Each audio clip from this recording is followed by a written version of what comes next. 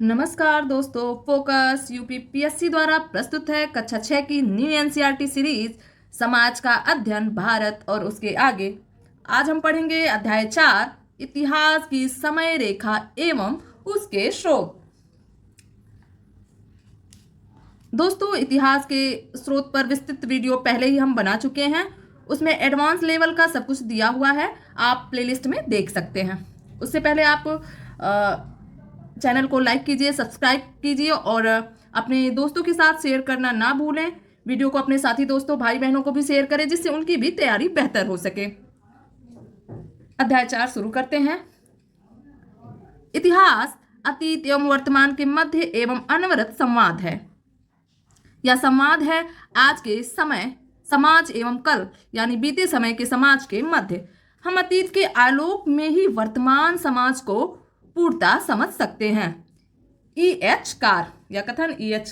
Car का है। आगे बढ़ते हैं। यहां म्यूजियम दिया हुआ है, राष्ट्रीय संग्रहालय नई दिल्ली। ऐसे संग्रहालयों में अतीत से संबंधित उन वस्तुओं जैसे मूर्ति, सिक्के और आभूषण आदि को संरक्षित किया जाता है, जो हमें अपने इतिहास को समझने में सहायक सिद्ध होती है। महत्वपूर्ण प्रश्न को देखते हैं। हम ऐतिहासिक काल की गणना किस प्रकार करते हैं? पहला प्रश्न है कि हम ऐतिहासिक काल की गणना किस प्रकार करते हैं, इसके बारे में हम पढ़ेंगे। दूसरा, इतिहास को समझने के लिए विभिन्न स्रोतों हमारी किस प्रकार सहायता कर सकते हैं? विभिन्न स्रोत हमारी किस प्रकार सहायता कर सकते हैं, इसके बारे में हम पढ़ेंगे। तीसरा, आदि मानव किस प्रकार रहते थे, इनके बारे में हम जानकारी प्राप्त करेंगे। आगे बढ़ते हैं। हम अतीत का अध्ययन किस प्रकार करते हैं, आइए विचार करें। आपकी अपने अतीत की सबसे पुरानी स्मृति कौन सी है? क्या आपको याद है कि उस समय आपकी आयु क्या थी? संभवतः 5 या 6 वर्ष पूर्व तक की सभी स्मृतियां आपके अतीत का हिस्सा हैं। आपको क्या लगता है, अतीत को समझने में हमें वर्तमान विश्व को समझने में कैसे सहायता मिलेगी? इतिहास क्या है? इतिहास मानव के अतीत का अध्ययन है। इतिहास आपको विज्ञान की कक्षा में पता चलेगा कि पृथ्वी का एक बहुत ही लंबा इतिहास है। पृथ्वी का एक बहुत ही लंबा इतिहास है, जिसमें से हम मानव का इतिहास नवीनतम और एक छोटा सा भाग है। आगे पढ़ते हैं पृथ्वी के इतिहास के बारे में। यहाँ आसमानी रंग से अरबों वर्ष पूर्व दर्शाया गया है, नीले रंग से करोड़ों वर्ष पूर्व दर्शाया गया और हरे रंग से वर्षों पूर्व दर्शाया गया। ठीक है, देखते हैं कि अरबों वर्ष पूर्व पृथ्वी और या एक कोशिकीय सेल यानी एक कोशिकीय वातावरण में ऑक्सीजन, उसके बाद जीवाणु की उत्पत्ति अरबों वर्ष पूर्व मानी गई है। करोड़ों वर्ष पूर्व में देख लेते हैं स्पंज एवं कवक, प्रवाल, उभयचर कीट, मछली, कशेरुकी और सरीसृप और डायनासोर को माना गया है। स्तनपायी पक्षी भी करोड़ों वर्ष पूर्व पृथ्वी पर आए हैं। मधुमक्खी एवं फूल भी करोड़ों वर्ष पूर्व वर्षों पूर्व में देख लेते हैं। तो वर्षों पूर्व में जो विकास है वो आदिमानव है और लगभग 1 करोड़ वर्ष पूर्व आदिमानव आए हैं और 10 लाख वर्ष पूर्व लगभग अग्नि की खोज हुई है। उसके बाद होमोसेपियंस 3 लाख वर्ष पूर्व और लेखन कला जो है उसकी शुरुआत 6500 वर्ष पूर्व मानी जाती है। पृथ्वी पर जीवन के विकास यानी उद्भव के कुछ प्रमुख चरणों की समय रेखा है। तो यहाँ आपने चरण देख लिया, अरबों वर्ष पूर्व का चरण है ये, आसमानी रंग से करोड़ों वर्ष पूर्व का चरण है यह नीले रंग से, और हरे रंग से वर्षों पूर्व का चरण दर्शाया गया, जिसमें आदिमानव, अग्नि और होमोसेपियंस के बारे में दर्शाया गया। हम इन्हीं के बारे में पढ़ेंगे, लेखन, होमोसेपियंस और आदिमानव और अग्नि की खोज के बारे में। आगे बढ़ते हैं। अनेक लोग पृथ्वी के इतिहास का अध्ययन करते हैं। उनमें से कुछ लोग पृथ्वी की सतह के नीचे के रहस्य को जानने के लिए प्रशिक्षित होते हैं। इस तरह वे पृथ्वी के अतीत के साथ ही हमारे अतीत को भी समझने में सहायता करते हैं। चित्र 4.2 में पहला भूविज्ञानी का चित्र है, दूसरा जीव विज्ञानी का चित्र है, तीसरा मानव विज्ञानी का चित्र और चौथा पुरातत्व विज्ञानी का चित्र है। ऊपर दिए गए 4 चित्रों में प्रदर्शित की जा रही गतिविधियों का अवलोकन कीजिए। भूविज्ञानी पृथ्वी के भौतिक स्वरूपों जैसे मृदा, पत्थरों, पहाड़ियों, पर्वतों, नदियों, महासागरों एवं पृथ्वी के अन्य हिस्सों का अध्ययन करते हैं। कौन अध्ययन करता है इन सब चीजों को? तो भूविज्ञानिक जो है पृथ्वी के चीजों का अध्ययन करते हैं, पृथ्वी के भौतिक स्वरूपों का। दूसरा है जीवाश्म विज्ञानी। जीवाश्म के रूप में करोड़ों वर्ष पूर्व के पेड़ों, पशुओं एवं मानव के अवशेषों का अध्ययन करते हैं। कौन? जीवाश्म विज्ञानी। ठीक है। तीसरा है मानव विज्ञानी। मानव समाज एवं संस्कृतियों का अतीत से लेकर वर्तमान तक अध्ययन करते हैं मानव विज्ञानी। मानव समाज के बारे में मानव विज्ञानी अध्ययन करते हैं। पुरातत्व विज्ञानी चौथा।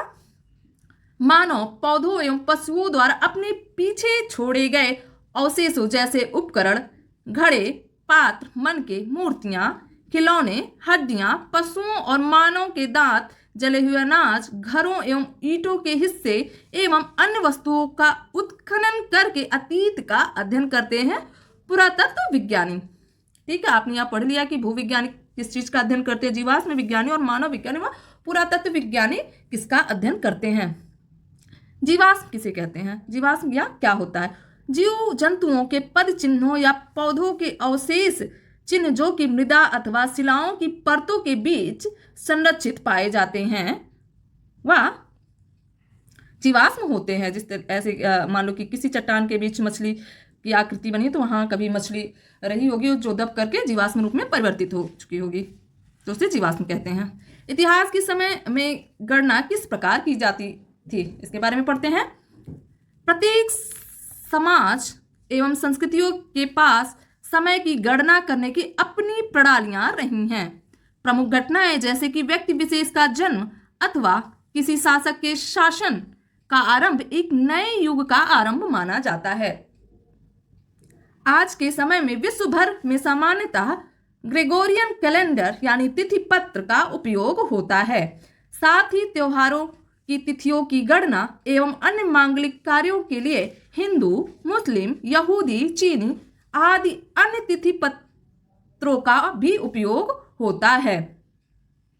जैसे हिंदू धर्म में है पंचांग का हम उपयोग करते हैं, उसी तरीके से अन्य लोग भी अनेक अनेक तिथियों का उपयोग, तिथि पत्रों का उपयोग करते हैं, लेकिन विश्व भर में ग्रेगोरियन कैलेंडर की मान्यता है और यही सबसे ज्यादा उपयोग में आता है। ग्रेगोरियन कैलेंडर के बारे में देखते हैं। तिथि पत्र, इस कैलेंडर का उपयोग अब विश्व भर में होता है जिसमें 365 दिन मिलकर 12 माह का निर्माण करते हैं। प्रत्येक 4 वर्ष में एक अधिवर्ष होता है। इस प्रकार शताब्दी वर्ष जैसे 1800, 1900, 2000 आदि अधिवर्ष यानी लीप वर्ष होंगे यदि वह 400 से विभाजित हो सकते हों। इसलिए दिए गए शताब्दी वर्षों में से केवल 2000 ही लीप वर्ष होगा जो 400 से विभाजित हो रहा है। आगे पढ़ते हैं। पश्चिम में सामान्यतः ईसा मसीह के जन्म वर्ष से कैलेंडर का आरंभ माना जाता है। कहां पर? पश्चिम में सामान्यतः ईसा मसीह के जन्म वर्ष से कैलेंडर का आरंभ माना जाता है। इस बिंदु के आगे के वर्षों की गणना की जाती है एवं इसे अंग्रेजी में एडी से इंगित किया जाता है। एडी लैटिन भाषा का एक शब्द संक्षेप है जो ईसा के जन्म के बाद के वर्षों को इंगित करता है, परंतु अब विश्व भर में इसे अंग्रेजी में कॉमन एरा अथवा सीई कहा जाता है। एडी या कॉमन एरा कहा जाता है। उदाहरण, भारत 1947 में स्वतंत्र हुआ। इसे 1947 ईस्वी, कभी कभी ईस्वी सन 1947 अथवा 1947 सी अंग्रेजी में लिख सकते हैं। सी मतलब कॉमन एरा। इस प्रकार ईसा मसीह के जन्म की पारंपरिक तिथि से पूर्व के वर्षों की गणना उल्टे यानी अवरोही क्रम में की जाती है एवं इसे अंग्रेजी में बीसी से इंगित किया जाता है। इसे अब अंग्रेजी में बिफोर कॉमन एरा बीसीई से इंगित किया जाता है। यानी हमने यहाँ पढ़ा कि ईसा मसीह के जन्म के बाद के समय को कॉमन एरा और ईसा मसीह के जन्म के समय के पहले को बिफोर कॉमन एरा माना जाता है। उदाहरण के लिए 560 सामान्य संवत पूर्व गौतम बुद्ध, जिनके बारे में हम अध्याय 7 में जानेंगे, के जन्म की अनुमानित तिथि क्या है। अनुमानित तिथि है, क्या आप गणना कर सकते हैं कि उनका जन्म आज से कितने वर्ष पूर्व हुआ था। आपने कॉमन एरा और बिफोर कॉमन एरा के बारे में पढ़ लिया है। आगे हम शक संवत, विक्रम संवत आदि के बारे में भी पढ़ेंगे, जिस पर आयोग ने प्रश्न बनाया हुआ है।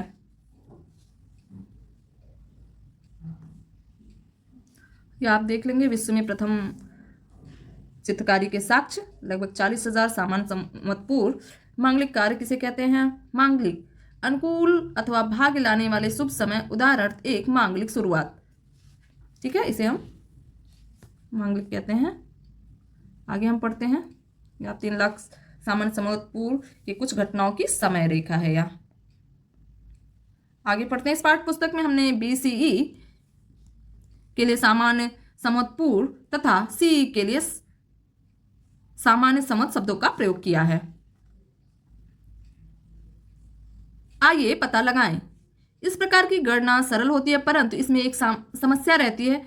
ग्रेगोरियन तिथि पत्र में कोई भी वर्ष शून्य के रूप में चिन्हित नहीं किया गया है। वर्ष एक सामान्य संवत पूर्व के तुरंत बाद आता है। 2 सामान्य संवत पूर्व से लेकर 2 सामान्य संवत तक एक समय रेखा बनाइए। आप देखेंगे कि शून्य वर्ष की अनुपस्थिति के कारण इन 2 तिथियों के मध्य केवल 3 वर्ष ही होंगे। किसी भी सामान्य संवत पूर्व तथा सामान्य संवत की तिथियों के बीच के वर्षों की गणना करते समय हमें सदैव दोनों को जोड़कर उनके योग में से एक को घटा देना चाहिए। इस तरीके से अपने सहपाठियों के लिए यदि हम महात्मा बुद्ध के प्रश्न पर पुनः लौटे तो मान लीजिए कि आज 2024 सामान्य संवत में है, तो महात्मा बुद्ध का जन्म 560 + 2024 - 1 बराबर 2583 वर्ष पूर्व हुआ था।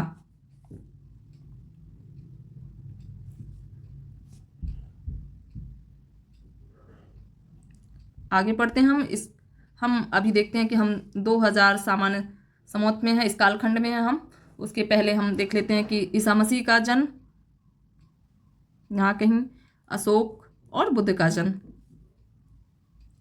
2000 सामान्य संवत पूर्व से पहले सिंधु सरस्वती सभ्यता। 4000 सामान्य संवत पूर्व तांबे के प्रथम धातु कर्म का आरंभ, और उसके पहले मेसोपोटामिया में संसार का प्रथम नगर। 6000 सामान्य संवत पूर्व भारतीय उपमहाद्वीप में मिट्टी के बर्तन बनाने की तकनीक आई। 8000 सामान्य संवत पूर्व प्रथम अस्थायी निवासी व कृषि का आरंभ माना जाता है। 10,000 सामान्य संवत पूर्व और 12,000 सामान्य संवत पूर्व अंतिम हिमयुग का अंत। आपने देख लिया कि किस समय ये समय रेखा है, और हम यहाँ पर कहीं हैं। इस प्रकार की घटनाओं को चिन्हित करने के लिए समय रेखा एक सुविधाजनक उपकरण है। आपने देख ही लिया चित्र 4.3 को,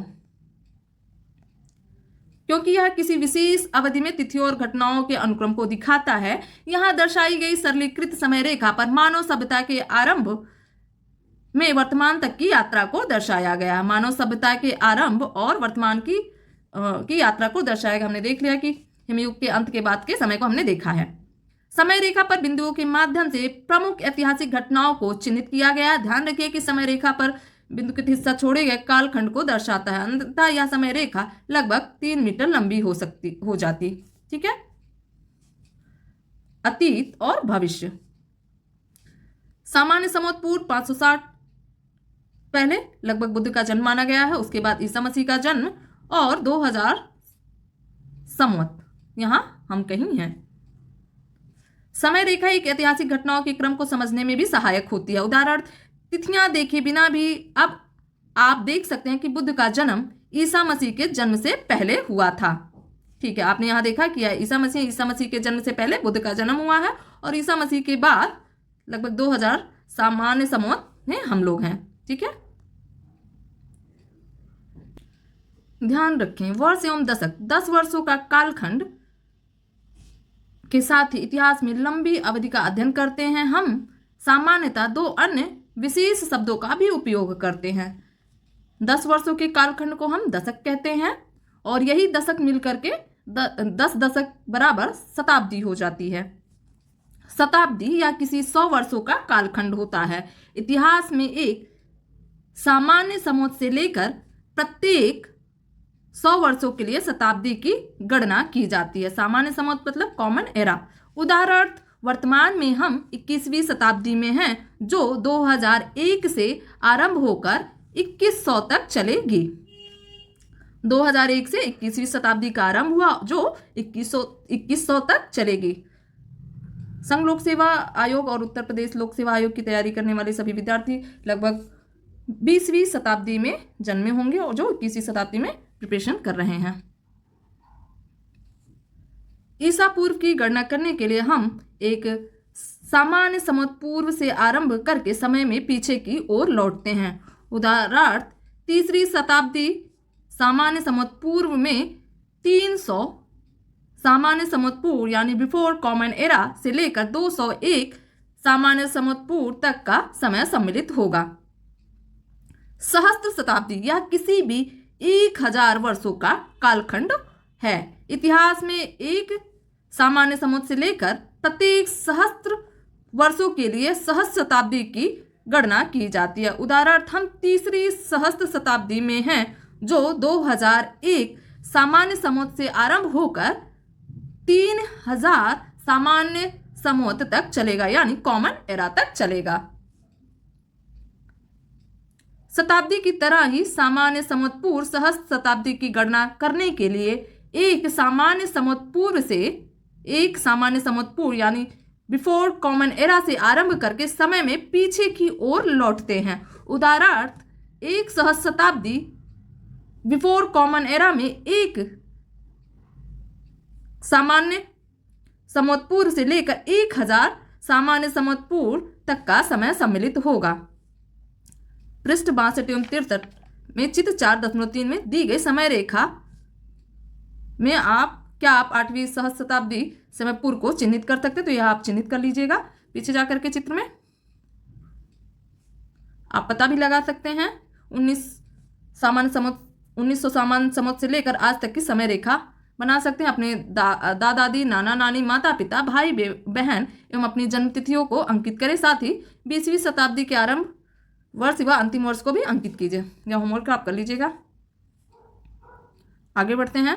ध्यान रखिए, क्या आप जानते हैं कि भारत में पारंपरिक तिथियों का निर्माण किस प्रकार किया जाता रहा है? अनेक भारतीय तिथि पत्र महीनों एवं दिनों के निर्धारण के लिए सूर्य एवं चंद्रमा की स्थिति पर निर्भर करते हैं।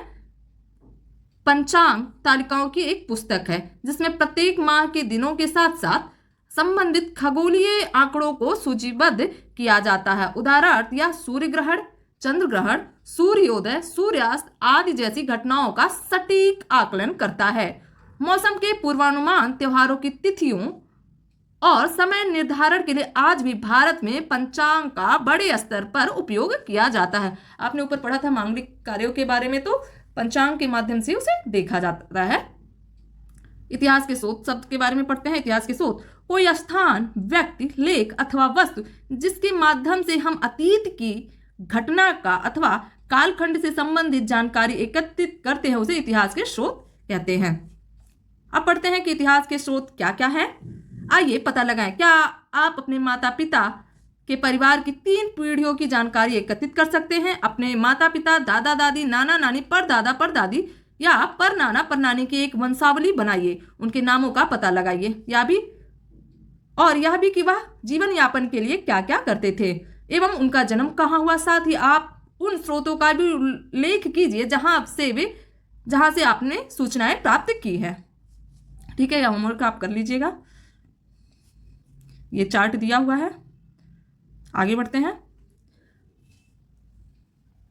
यह सवाल है, आपने अपने अतीत के बारे में कैसे जानकारी प्राप्त की, यह भी कर लीजिएगा। आइए विचार करें। क्या आपने कभी अपने घर अथवा आसपास पुराने सिक्कों, पुस्तकों, वस्त्रों, आभूषणों अथवा बर्तनों को देखा है? इन वस्तुओं अथवा पुराने घरों एवं भवनों से हम किस प्रकार की सूचनाएं एकत्र कर सकते हैं?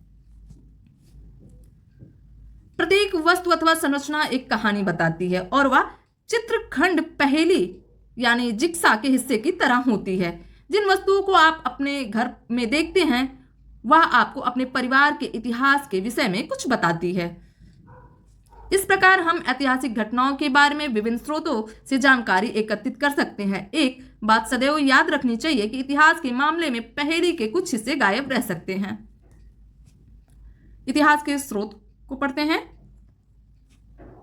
मौखिक स्रोत हो सकते हैं, साहित्यिक स्रोत हो सकते हैं, कलात्मक स्रोत हो सकते हैं और पुरातात्विक स्रोत। इनके माध्यम से हम इतिहास को जानते हैं।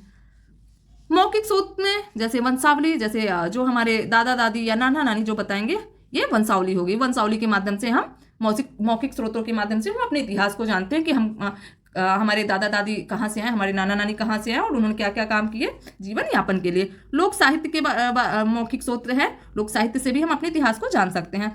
साहित्यिक स्रोत है दूसरा, जिसमें भारतीय साहित्य और विदेशी विवरण है। भारतीय साहित्य में वेद एवं इतिहास है, कविता एवं नाटक है, ऐतिहासिक लेख है और कहानियों का संग्रह है। वेद एवं इतिहास में हमने और 4 वेदों को पढ़ा, उससे भी हम अपने इतिहास को जानते हैं कि हमारा इतिहास कैसा था।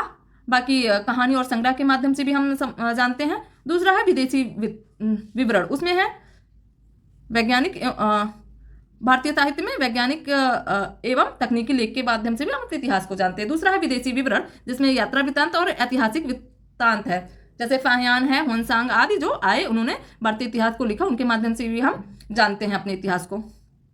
तीसरा है कलात्मक स्रोत,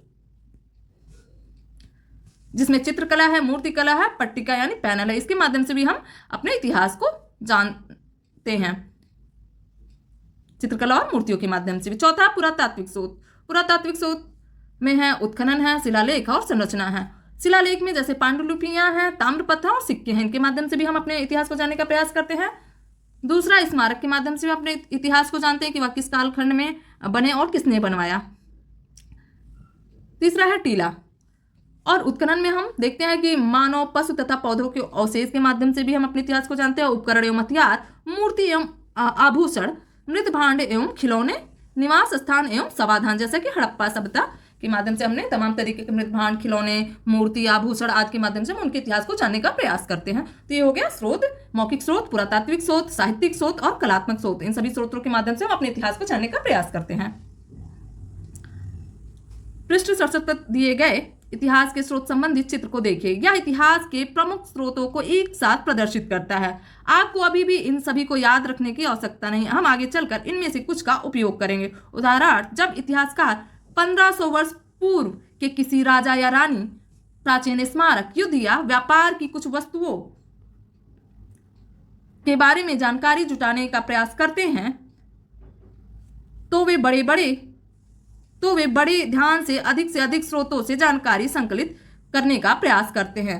कभी कभी ये स्रोत एक दूसरे की पुष्टि करते हैं, जैसे चित्रखंड, पहेली, जिक्सा के टुकड़े मेल खाते हैं, तो कभी यह एक दूसरे के विपरीत सूचनाएं प्रदान करते हैं, जैसे चित्रखंड, पहेली, जिक्सा के टुकड़े मेल नहीं खाते हैं। ऐसी परिस्थितियों में यह निर्णय लेना पड़ता है कि किस स्रोत पर अधिक विश्वास किया जाएगा। इस प्रकार इतिहासकार जिस कालखंड का अध्ययन कर रहे होते हैं, वे उसके इतिहास का पुनर्निर्माण करने का प्रयास करते हैं।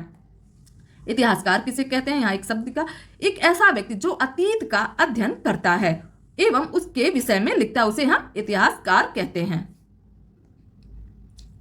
इतिहास के इन सभी स्रोतों में कौन योगदान देता है? इतिहासकारों के साथ ही पुरातत्व विज्ञानी, पुरालेख शास्त्री जो प्राचीन अभिलेख पढ़ते हैं, मानव विज्ञानी जो मानव समाज एवं संस्कृतियों का अध्ययन करते हैं, साहित्य व भाषा के विशेषज्ञ आदि इसमें अपना योगदान देते हैं। साथ ही पिछले 50 वर्षों में वैज्ञानिक अध्ययनों ने इतिहास के पुनर्निर्माण में अधिक से अधिक योगदान दिया है। उदाहरणार्थ, प्राचीन जलवायु का अध्ययन, उत्खनन की गई सामग्रियों का रासायनिक अध्ययन और प्राचीन मानव की आनुवंशिकी के अध्ययन में एक नया दृष्टिकोण दिया है, जिससे और पूरक स्रोत प्राप्त हुए हैं। साथ ही जब इतिहासकार आधुनिक इतिहास यानी साधारणतः, जिसका अर्थ है पिछले 2 अथवा 3 शताब्दियों का इतिहास का अध्ययन करते हैं, तो समाचार पत्र एवं अन्य महत्वपूर्ण स्रोत हो सकता है। पिछले कुछ दशकों के अध्ययन के लिए इलेक्ट्रॉनिक मीडिया का भी उपयोग किया जाता है, जैसे टीवी, इंटरनेट आदि। तो ये भी इतिहास को जानने का एक महत्वपूर्ण जरिया हो सकते हैं, टीवी, इंटरनेट। लेकिन ये कुछ ही समय के कुछ ही वर्षों पहले की चीजें हमें बता सकते हैं, बहुत लंबे वर्ष के लिए नहीं है अभी। इसमें एक शब्द है अनुवांशिकी। इसके बारे में अनुवांशिकी क्या होता है? जीव विज्ञान की वह शाखा जो यह अध्ययन करती है कि किस प्रकार पौधों, जानवरों या मनुष्यों की कुछ विशेषताएं एवं गुण एक पीढ़ी से दूसरी पीढ़ी तक पहुंचते हैं, उसे हम अनुवांशिकी कहते हैं।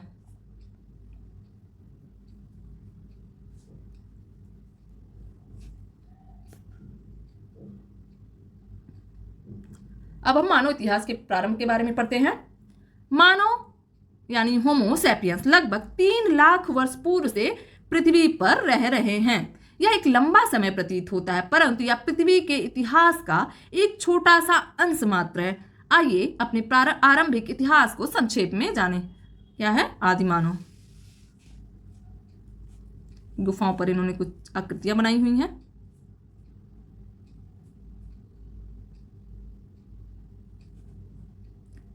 ऊपर दिए गए चित्र में शैलाश्रय में आरंभिक मानव से संबंधित कुछ गतिविधियों को देखिए।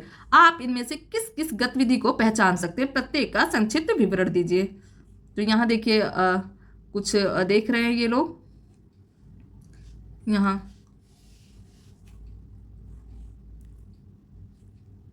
कोई आकृति गढ़ रहे हैं, आग जला के बैठे हुए हैं, ये कुछ काम कर रहे हैं और ये कुछ तराश रहे हैं। तो आपने देखा इनकी गतिविधियों को। अब हम आगे बढ़ते हैं। आदिमानव को प्रकृति के अनेक चुनौतियों का सामना करना पड़ा है। एक दूसरे की सहायता करने के लिए वे टोलियों अथवा समूहों में रहते थे। वे मुख्यतः आखेटक एवं खाद्य संग्राहक होते थे तथा भोजन एवं आश्रय की निरंतर खोज करते रहते थे। इसका अर्थ है कि वे अपने जीवन के लिए खाने योग्य पौधों एवं फलों के संग्रह व आखेट पर निर्भर थे। आपने देखा कि कुछ मांस है जो इसे खाने की या संग्रह करने की कोशिश कर रहे हैं। यहाँ आग जला के भोजन पकाने की कोशिश कर रहे हैं। जिस तरीके से वो जीवन यापन करते थे। हमारे आदि पूर्वजों के प्राकृतिक तत्वों को लेकर कुछ निश्चित विश्वास थे। संभवतः उनकी मरणोपरांत जीवन को लेकर भी कुछ धारणाएं थीं। मरणोपरांत शब्द के बारे में देख लेते हैं। मरणोपरांत जीवन मृत्यु के बाद के जीवन को कहते हैं। यह समूह अस्थायी शिविरों, शैलाश्रयों यानी गुफाओं में रहते थे एवं एक दूसरे से जिन भाषाओं में संवाद करते थे वे अब लुप्त हो चुकी हैं। उन्होंने अग्नि का उपयोग किया। पत्थर की उन्नत कुल्हाड़ियों एवं ब्लेड्स, नुकीले तारों एवं अन्य उपकरणों आदि के निर्माण ने उनके जीवन को सरल बना दिया। संपूर्ण विश्व की सैकड़ों गुफाओं के शैल चित्रों में उनके जीवन के विविध आयाम दिखाई देते हैं। इनमें से कुछ चित्र साधारण आकृतियों एवं प्रतीकों के हैं, जबकि कुछ अन्य चित्र अधिक विस्तृत हैं एवं उनमें पशुओं एवं मानव के दृश्य हैं। समय के साथ इन आदिमानव ने पत्थर एवं मनकों की माला यानी मोतियों की माला, पशुओं के दांत एवं पेंडेंट आदि जैसे साधारण आभूषण बना लिए और कभी कभी वे दूसरे समूहों के साथ इनका आदान प्रदान करने लगे। तो आपने देखा कि ये किस तरीके से शैलाश्रयों में रहते थे। इन्होंने कुल्हाड़ियों, ब्लेड, नुकीले तारों आदि का आविष्कार किया और अपने जीवन को सरल बनाया। आगे इन्होंने तमाम तरीके के मालाएं आज सब आभूषण वगैरह तैयार किए। अब हम उपज के बारे में पढ़ते हैं। पहली उपज, एक लंबे समय में पृथ्वी की जलवायु में अनेक परिवर्तन आए। एक समय पृथ्वी पर बहुत ठंड थी एवं इसका एक बड़ा भाग हिमाच्छादित यानी बर्फ से ढका हुआ था, इसलिए इसे हिमयुग कहा जाता था। इसके विषय में आप विज्ञान में विस्तार से अध्ययन करेंगे। बाद में जब जलवायु गर्म होने लगी तो हिम का कुछ भाग पिघल गया, जिसके कारण तात्कालीन नदियों में जल भराव हो गया, जो बाद में समुद्रों में समाहित हो गई। हिम युग लगभग 1 लाख वर्ष पूर्व से लेकर 12,000 वर्ष पूर्व तक रहा। कब तक रहा? 1 लाख वर्ष पूर्व से लेकर 12,000 वर्ष पूर्व तक। इसके उपरांत मानव के लिए जीने योग्य परिस्थितियों में सुधार आया। विश्व के कई हिस्सों में उन्होंने एक स्थान पर बसना तथा अनाज उगाना आरंभ कर दिया। उन्होंने गाय, बकरी जैसे जानवरों का घरेलूकरण यानी पालतू बनाना भी आरंभ कर दिया। भोजन की अधिक उपलब्धता के कारण ये समूह अपने आकार व संख्या में बढ़ गए। ये प्राय नदियों के किनारे बसने लगे थे, लेकिन इसका एकमात्र कारण जल की उपलब्धता नहीं थी या अपितु यहाँ की मृदा का अधिक उपजाऊ होना भी था। इससे अन्न उगाने की प्रक्रिया अधिक सरल हो गई। पिछले अध्याय में हमने गंगा मैदानी क्षेत्र के बारे में पढ़ा था कि गंगा मैदानी क्षेत्र अधिक उपजाऊ है, जिसके कारण यहाँ अधिक जनसंख्या निवास करती है। आइए पृष्ठ पर दिए गए चित्र का अवलोकन कीजिए। यह कुछ सहस्त्राब्दी पूर्व के कृषक समुदाय की गतिविधियों को प्रदर्शित करता है। उनकी गतिविधियों को सूचित कीजिए जिनकी आप पहचान कर सकते हैं। यह भेड़ को चरा रहा है, यह महिला भोजन पका रही है, यह कुछ लकड़ी तोड़ने का, और ये फसल कृषि कर रहे हैं, फसल काट रहे हैं। ठीक है, यहाँ जानवर हैं, यहाँ पानी है, यहाँ बच्चे खेल रहे हैं। आपने देख लिया कि चित्र में क्या क्या दर्शाया गया है। आइए विचार करें। पहले प्रदर्शित शैल चित्र एवं उपर्युक्त चित्र दोनों में ही पुरुषों एवं महिलाओं को कुछ भी निश्चित भूमिकाओं में दर्शाया गया है। यद्यपि ये स्वाभाविक प्रतीत होते हैं, परंतु आवश्यक नहीं है कि ये सही ही हो, और ये सभी परिस्थितियों पर लागू नहीं होते। उदाहरण के लिए हो सकता है कि शैल चित्र में महिलाओं ने गुफा में चित्रकारी करने के लिए रंगों को तैयार किया हो अथवा स्वयं चित्रकारी की हो। दोनों ही चित्रों में हो सकता है कि पुरुषों ने भोजन की कोई वस्तु बनाई हो अथवा शिशुओं की देखभाल में मदद की हो। ऐसी भूमिकाओं एवं परिस्थितियों पर विचार करते हुए कक्षा में आप अपनी चर्चा कीजिएगा। आगे बढ़ते हैं। जैसे जैसे समुदाय का विकास हुआ, समाज जटिल होता गया। सरदार अथवा मुखिया लोगों के कल्याण के लिए उत्तरदायी थे एवं सभी सामूहिक रूप से सामुदायिक कल्याण के लिए कार्य करते थे। कौन? सभी लोग सामुदायिक कल्याण के लिए कार्य करते थे। मुखिया होता था या सरदार होता था। उदाहरण के लिए निजी स्वामित्व का भाव नहीं था और भूमि पर सामुदायिक रूप से कृषि की जाती थी। भूमि पर कैसी कृषि? सामुदायिक रूप से कृषि की जाती थी। जैसे जैसे समय बीतता गया, पल्ली उपग्राम, इस पर भी आयोग ने प्रश्न पूछा कि पल्ली किसे कहते थे, तो उपग्राम को कहते थे, बड़े गांव में परिवर्तित हो गए, जो मुख्यतः भोजन, वस्त्र एवं उपकरण आदि वस्तुओं का आदान प्रदान करने लगे। धीरे धीरे इन गांवों में संप्रेषण एवं आवागमन का तंत्र विकसित हुआ एवं इनमें से कुछ छोटे कस्बों में परिवर्तित हो गए। उदाहरण, मृदभांड एवं मिट्टी की अन्य वस्तुओं को बनाने एवं धातुओं के उपयोग की तकनीक का आगमन हुआ, जिससे टिकाऊ उपकरण, दैनिक उपयोग की वस्तु एवं आभूषणों को बनाना सरल हो गया। पहले तांबा आता, उसके बाद लोहे की वस्तुएं आई। यहाँ हम ध्यान रखेंगे। तो पहले इन्होंने तांबे की चीजें बनाई होंगी, फिर लोहे की। कल्याण शब्द है, कल्याण शब्द क्या होता है? कल्याण, स्वास्थ्य, समृद्धि और भलाई, जिसे हम कल्याण कहते हैं। पल्ली क्या होता है? एक छोटी सी बस्ती अथवा छोटा सा गांव, जिसे हम पल्ली कहते हैं। अध्याय 6 में हम देखेंगे कि इन चरणों में किस प्रकार से सभ्यता के उदय में योगदान दिया। अभी यह याद रखना आवश्यक है कि मानव सभ्यता को विकास के इन प्रारंभिक चरणों में अनेक चुनौतियों का सामना करना पड़ा था। इस दौरान कुछ कठिन क्षण भी आए, जब कुछ पूर्ववर्ती प्रजातियों की भांति मानव सभ्यता भी लुप्त हो सकती थी। हम उन आदिमानव के बारे में कभी नहीं जान पाएंगे जिनके साहस और दृढ़ता के कारण आज हमारा अस्तित्व संभव हो पाया है। आगे बढ़ने से पहले हम जान लेते कि हमने क्या क्या पढ़ा। हमने अपने अतीत के बारे में और अधिक जानने के कुछ तरीकों का पता लगाया। समय रेखा की अवधारणा हमें भिन्न भिन्न समय पर ऐतिहासिक घटनाओं के अनुक्रम को समझने में सहायता करती है। दूसरा है समय की गणना की विभिन्न विधियां। वर्ष, दशक, शताब्दी और सहस्त्र शताब्दी क्या होती है, इसके बारे में भी हमने पढ़ा। समय की गणना हम किस प्रकार से करते हैं, ग्रेगोरियन कैलेंडर के बारे में भी पढ़ा। बिफोर और कॉमन एरा के बारे में भी पढ़ा। तीसरा है इतिहास के विभिन्न स्रोत। ये ऐतिहासिक घटनाओं को समझने में, उनका पुनर्निर्माण करने में सहायक होते हैं। इतिहास के स्रोतों में हमने मौखिक स्रोतों को पढ़ा, साहित्यिक स्रोतों को पढ़ा और पुरातात्विक स्रोतों आदि के बारे में हमने पढ़ा, जिसके माध्यम से हम अपने इतिहास को जानने का प्रयास करते हैं। हमने आरंभिक मानव के जीवन को संक्षेप में समझा और यह भी जाना कि मानव समाज कैसे समय के साथ जटिल होता गया। प्रश्न क्रियाकलाप देख लेते हैं। आप अपने आसपास उपलब्ध स्रोतों, इतिहास के स्रोतों का उपयोग करिए। परिवार आदि गांव के बारे में भी पता करिए। क्या हम इतिहासकारों की तुलना जासूसी से कर सकते हैं? अपने उत्तर के समर्थन में कारण दीजिए। तिथियों के कुछ अभ्यास या महत्वपूर्ण है, आप इस पर अभ्यास जरूर कीजिएगा। समय रेखा पर निम्नलिखित तिथियों के कालक्रम अनुसार लगाइए। ठीक है, चंद्रगुप्त के बारे में है, झांसी की रानी का सामान्य समोत दिया हुआ है, इनके बारे में भी आप सॉल्व कीजिएगा। 12,000 वर्ष पूर्व की तिथि को रूप में बदलिए।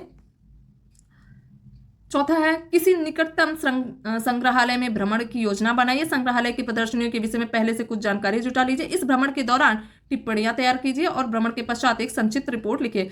ऊपर जब हमने अध्याय शुरू किया तभी हमने देखा कि दिल्ली का एक ऐतिहासिक संग्रहालय दिया हुआ जहाँ तमाम तरीके के सिक्के, आभूषण और मूर्तियाँ हैं। आप वहाँ जाकर आप देख सकते हैं, अपने इतिहास को और भी अच्छे से समझ सकते हैं।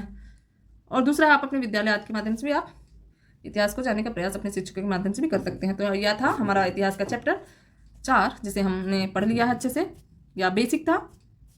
अगले अध्याय में हम और भी से इतिहास से जुड़े सवालों को देखेंगे।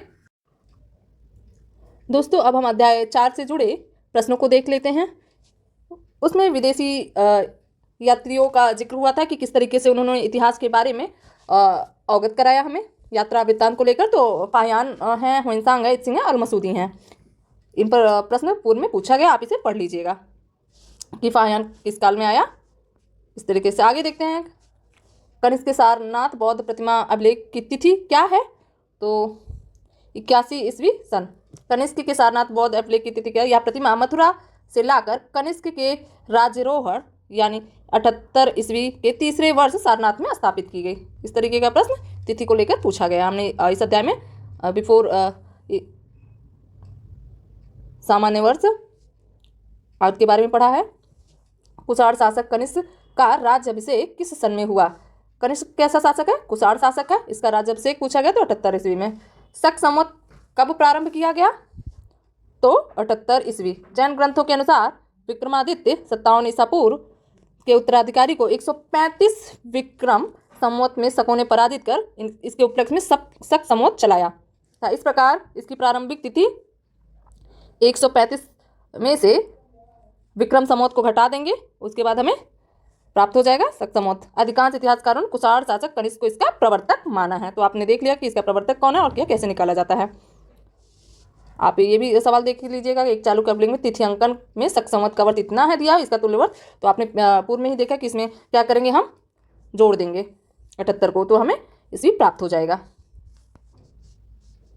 अगर विक्रम संवत की बात रहेगी तो इसमें से हम 57 घटा देंगे। निम्नलिखित में से कौन सा वर्ष दिसंबर 2009 में शक संवत का वर्ष होगा? तो 1931। इस तरीके से आप देख लीजिएगा, निकाला गया है। विक्रम एवं शक संवतों में कितना अंतर, यानी वर्षों में कितना अंतर है? तो 135 वर्ष। आप यह पढ़ लीजिएगा, ठीक है। विक्रम संवत कब से प्रारंभ हुआ? तो 57 ईसा पूर्व से प्रारंभ हुआ। इसमें एक इतिहासकार का भी शुरू में जिक्र हुआ था कि इतिहास के खोजकर्ता को क्या कहते हैं? तो इतिहासकार कहते हैं। तो रॉबर्ट ब्रूस फुट थे, क्या थे? भूगर्भ वैज्ञानिक भी थे और पुरातात्विक भी थे, ठीक है। हमने पुरातात्विकों के बारे में भी पढ़ लिया। कोपेनहेगन संग्रहालय की भी बात हुई, आप देख लीजिएगा ये। और इस तरीके के कुछ स्थान भी दिए गए। नेवासा जिसे वर्तमान स्थान महाराष्ट्र में है, ईसमपुर कर्नाटक, डिडवाना राजस्थान, कोडियामा गुफा तमिलनाडु। खाद्यान्नों में कृषि सर्वप्रथम प्रारंभ हुई तो नवपाषाण काल में प्रारंभ हुई। वह समय जब मनुष्य कृषि कर्म से परिचित हुआ, नवपाषाण काल में। मानव द्वारा सर्वप्रथम प्रयुक्त अनाज था तो जौ था। आपने देख लिया, इस तरीके के प्रश्न पूछे गए हैं। भारतीय उपमहाद्वीप में कृषि के प्राचीनतम साक्ष्य प्राप्त हुए हैं तो लहुरा देव से प्राप्त हुए हैं, ठीक है, जो कि संत कबीर नगर में लहुरा देव स्थान। आप यह सब सवाल देख लीजिए। आगे हम इसके बारे में पढ़ेंगे।